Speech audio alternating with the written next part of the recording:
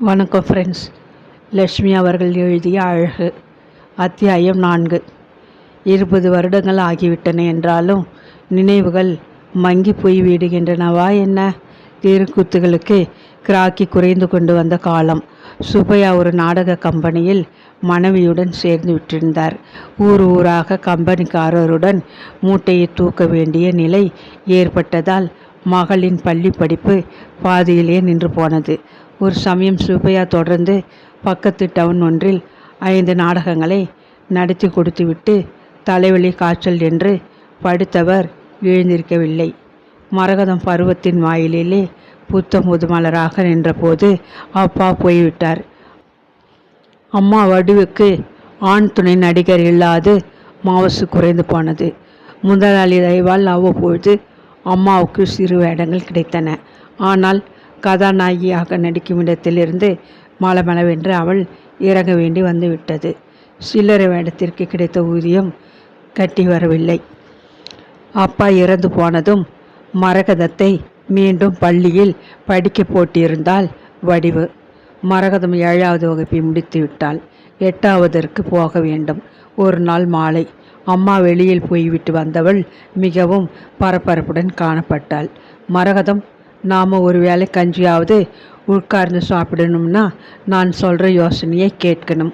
அவள் கண்கள் கலங்கி விட்டிருந்தன. நீங்கள் என்ன சொன்னாலும் சரி அம்மா. தாய் சொல்லை தட்டாதவளாய் தனது 15வது வயதில் நாடக மேடைக்கு தாவி ஏறியவள் மரகதம். பிறகு அதிலிருந்து இறங்கவே இல்லை. நாடக கம்பெனியின் தலைவர் வயதானவர், நல்ல குணவான். ஆனால் உழைப்பும் இல்லாமல் கூலி தர அவருக்கு மட்டும் கட்டுப்படியாகுமா என்ன? சென்னை ராஜதானி முழுசுமே நாம் ஒரு சுற்றி வர போகிறோம். கையில் 12 நாடகங்கள் தயாராக இருக்கு. ஒவ்வொன்றிலும் மரகதம்தான் கதாநாயகி. ஆனால் சில நிபந்தனைகள் என்றார் நாடக கம்பெனி தலைவர். சொல்லுங்க ஐயா, குழந்தை எப்படியாச்சும் முன்னுக்கு வந்தால் சரி. நான் ரொம்ப கண்டிப்பானவன் தெரியுமில்லையா? நம்ம கம்பெனியில் ஆம்பளை பசங்களும் இருக்காங்க, சில பெண்களும் நடிக்க சேர்ந்திருக்காங்க. எங்கே நாடகம் போட்டாலும் தங்குகிற இடத்தை நான் வகை வேறாக பிரித்து வச்சிடுறது வழக்கம். நம்ம கம்பெனி பெயர் கெட்டுவிடக்கூடாது. அதனாலே உன் பொண்ணு ஆண் பிள்ளை விஷயத்திலே ரொம்ப கண்டிப்பாக நடந்துக்கணும். மேடையிலே தான் அன்பே கண்மணியே அப்படின்னு கதாநாயகன் கூப்பிடுவான். அதை நிசமாக்கிட்டா ஒம்பாயிடும். நம்ம பொழப்பிலே மண் விழுந்துடும். என் மகளை நான் நெருப்பாக வளர்த்து வச்சுருக்கேன் ஐயா, நீங்கள் கவலைப்படாதீங்க. அவள் ஒழுங்காக நடந்துக்குவா. இந்த மரகதங்கிற பேரை மாற்றி மோகினின்னு வச்சிட போகிறேன். எனக்கு 3, 6, 9 எண்கள் தான் ராசி வந்தவை. உங்கள் இஷ்டம் ஐயா. இனி அவள் உங்கள் குழந்தை. வடிவு பணியுடன் பேசினாள். முதலாக மரகதம் கூச்சலும் நாணமுமாக நடுக்கத்துடன் மேடையில் தோன்றினாள். பொதுமக்கள் மோகினி என்ற அந்த அழகியை பலத்த கரகோஷத்துடன் வரவேற்றனர். பேசி நடிக்க தெரிந்த குணம் பரம்பரையாக இரத்தத்திலே ஊறியிருந்ததால் நாடகவாத்தியார் சொல்லி கொடுத்ததை கெட்டியாக பிடித்து கொண்டு மிகவும் பாடுபட்டு உழைத்தாள். சமையல் சுவையாக இருக்க வேண்டும் என்றாலும் சரி, நடிப்பு ரசிக்கத்தக்க வண்ணம் உண்மை உணர்வு துணிக்க மக்களை கவர்ந்து கொள்ள வேண்டும் என்றாலும் சரி, இரண்டிற்கும் நல்ல உழைப்பு தேவை. கவனத்துடன் சமைத்தால் நாவுக்கு சுவையான உணவு படைக்கலாம். அந்தந்த பாத்திரங்களில் ஒன்றி உணர்ச்சி பொங்க உழைத்து நடித்தால் ரசிகர்களின் பாராட்டை பெறலாம், திறமையை வளர்த்து கொள்ளலாம். நாடக மேடை மரகதத்துக்கு வழங்கிய அனுபவங்கள் அவை. ஒரு சில மாதங்களிலேயே மரகதம் நாடக மேடையில் பிரபலமாக்கி விட்டிருந்தாள். அத்தியாயம் 5. மோகினி நடிக்கிறாள் என்றாலே போதும், கொட்டகை கொள்ளாத கூட்டம் வந்து நிறைந்து விடும். நாடக கம்பெனி முதலாளி பூரித்து போனார். வடிவு குழந்தை நல்ல பெயர் வாங்கி இருக்கா, பார்த்துக்கிட்டே இரு. ஒரு நாள் அவள் பெரிய சினிமா ஸ்டார் ஆகிடுவா. உன் கஷ்டமெல்லாம் தீர்ந்திடும் தங்கச்சி. அவர் மகளை பற்றி பெருமையாக பேசினார். அவர் சொன்னது அப்படியே பழித்து விட்டது. ஆனால் அவளது நட்சத்திர பதவியை காணத்தான் அந்த நல்ல மனிதர் உயிரோடு இருக்கவில்லை. வடிவுக்கு கொஞ்ச நாளாக வயிற்று வலிக்க தொடங்கியது. மகளுக்கு புகழ் அதிகரிக்க வயிற்று நோவு அதிகமாக தொடங்கிவிட்டிருந்தது. அடிக்கடி வெந்நீர் பையை கட்டி கொண்டு வீட்டில் ஒரு மூலையில் சுருண்டு கொள்ள தொடங்கினாள். ஒரு முறை நாடகம் நடக்க வேண்டிய ஞாயிற்றுக்கிழமை காலையில் வடிவின் வயிற்று வலி அதிகமாகிவிட்டது. வாந்தியில் இரத்த துளியை கண்டு மகள் பயந்து போய்விட்டாள். உடனடியாக அவளை தனியார் மருத்துவமனை ஒன்றில் சேர்க்க வேண்டிய அவசரம் வந்துவிட்டது. வேறு யாராச்சும் கதாநாயகியா போட்டுக்கோங்க ஐயா, அம்மாவுக்கு உடம்பு ரொம்ப அதிகமாயிடுச்சு, பயமாக இருக்குது. கண்கள் கலங்க அழுகையை அடுக்கிக் கொண்டு மிகவும் பணிவாக முதலாளியிடம் சொன்னால் மரகதம்.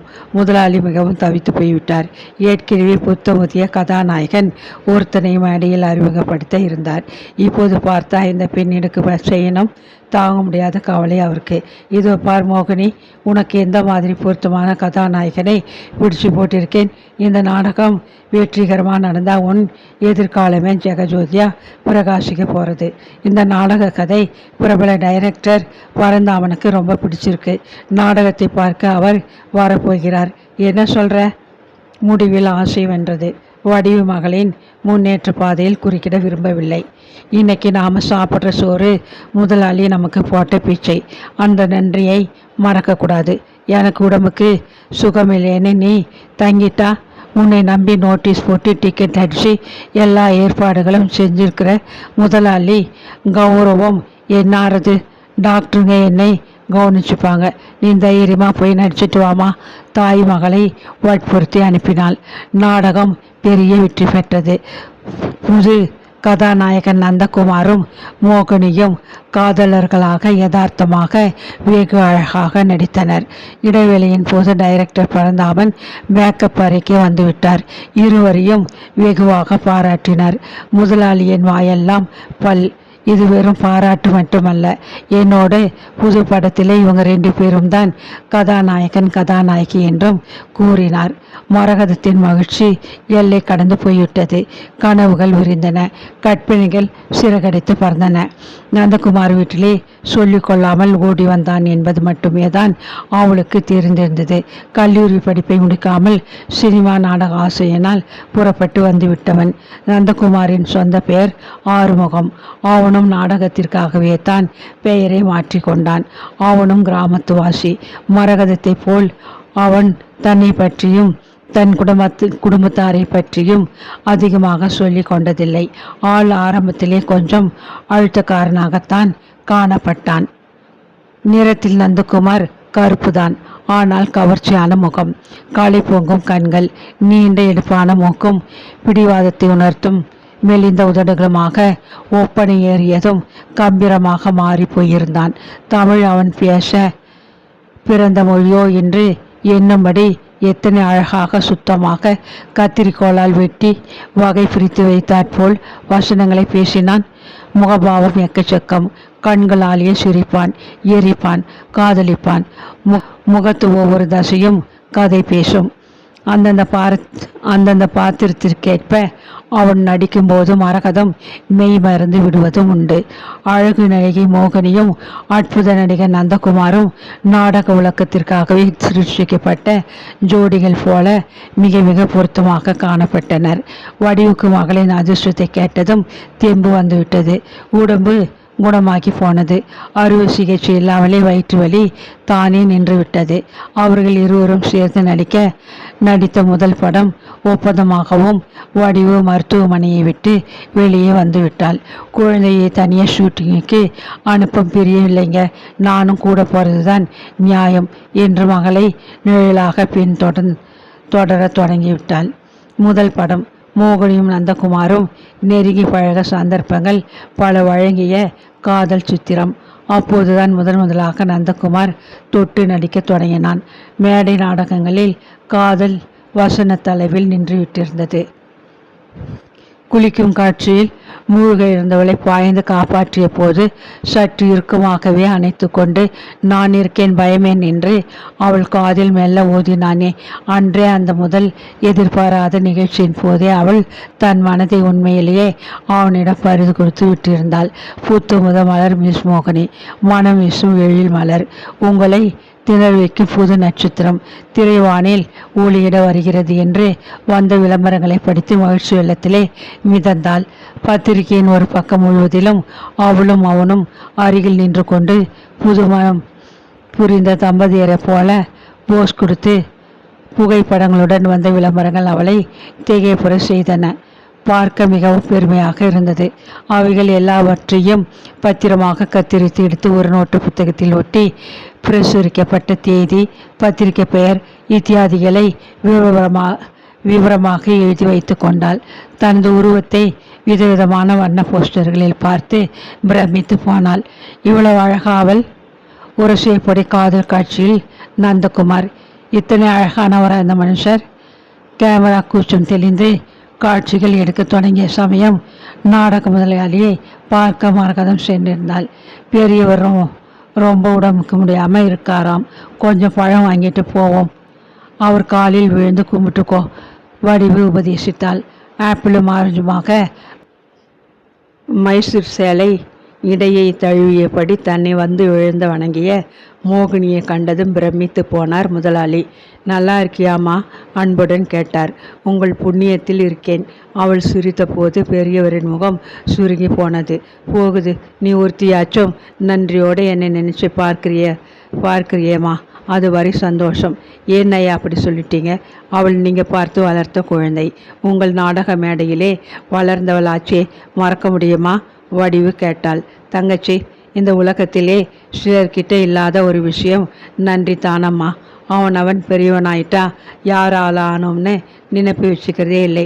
முதலாளி யாரே சொல்கிறார்? வியப்புடன் அவரையே பார்த்தால் மரகதம்.